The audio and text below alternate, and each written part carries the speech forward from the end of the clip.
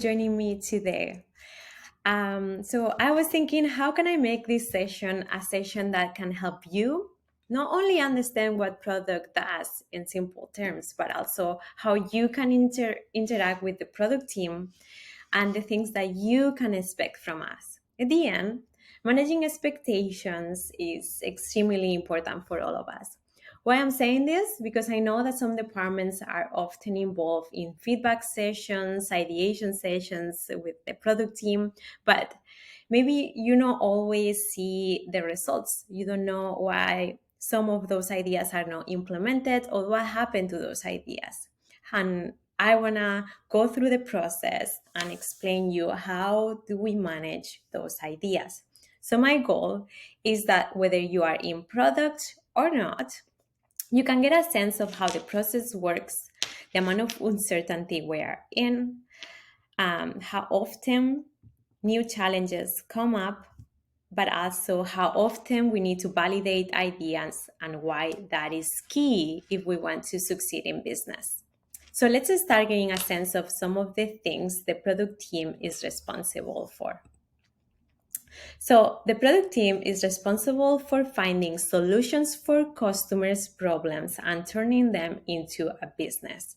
Product defines the product vision and the product roadmap with the intention to help the organization grow. To do this, there is a large amount of research that needs to be done to keep an eye on the market, competitors, new trends, and so on. If you look at the graphic on the right, you will see that product managers are at the center of the intersection: business, design, and engineering. And while you can't see customers here, that is because customers are always a key priority for both product and design. In fact, the primary function of design is to solve user problems and understand their needs. Being at the center of this intersection is not easy, at least not as easy as it looks. As often, businesses will come up with ideas to increase revenue, but that idea does not serve a customer need or pain.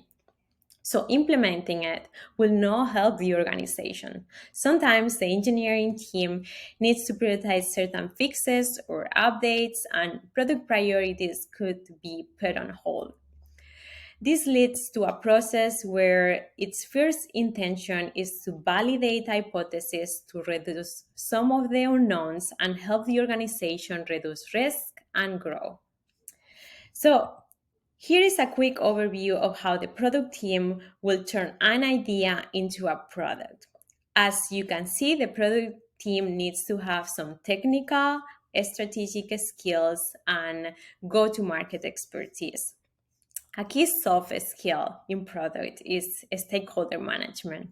We need to be able not to only listen to our stakeholders and manage their expectations, but we need to get everyone involved effectively.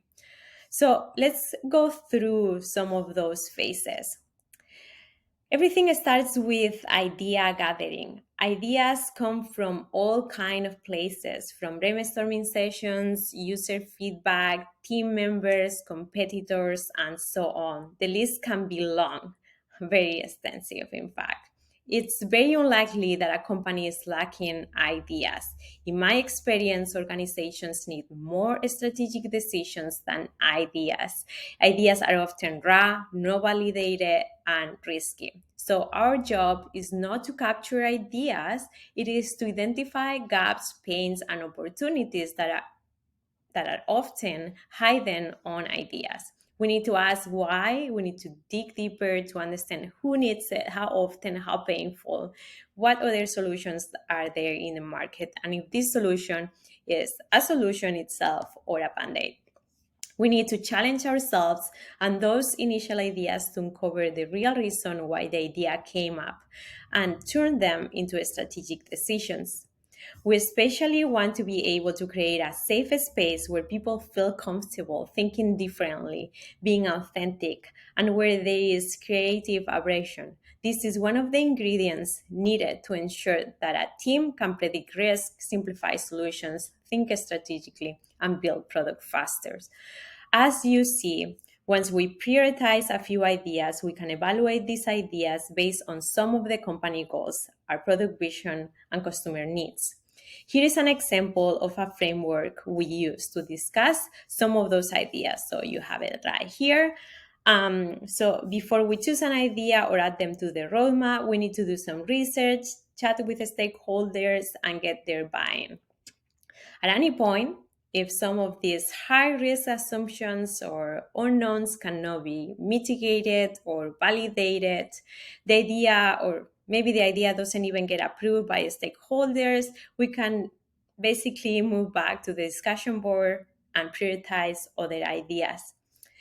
At all times, we need to ensure that all new ideas are helping us to achieve our goals and are not distracting us from it. Now, the team will define the idea, the requirements, get feedback from the team, and can start creating the documents from the engineering team. In here, that documentation is very light. And initial conversations happen with the development team. Here again, at any time, this could change to bring us back to the discussion board. We could discover, for example, that an initiative will take a very long time to be implemented and that the cost is too high compared to the estimated outcome. Or we could discover that only a few users will need this solution and will not help the majority of our users. If everything goes well, the design team starts creating some initial designs to discuss those with the team and improve them to not only help the user achieve their goals and solve their problems, but also to keep in mind the strategy and the things like cost and implementation efficiency. During this phase, the team will discuss things like timeline, cost, and use cases. And then all the documentation, once this is done, will be added to Jira for engineers. While the development team is working on the initiative, the product team supports the team by providing the information, answering the questions, and keeping track of progress. At the same time, the product team needs to define the go-to-market strategy. Once the product or feature is out, the product team starts getting feedback and tracking some of the results with the ultimate goal to validate the idea. This could lead to improving the initial idea or even changing that idea. It is key that the product team always has the capacity to think big and predict the future, understand what the user needs today and could need in the future. But especially the product team needs to translate that big vision into small initiatives that can be tested and improved fast before implementing a perfect solution to discover that was just a distraction and did not serve any of our customers' needs. Any questions?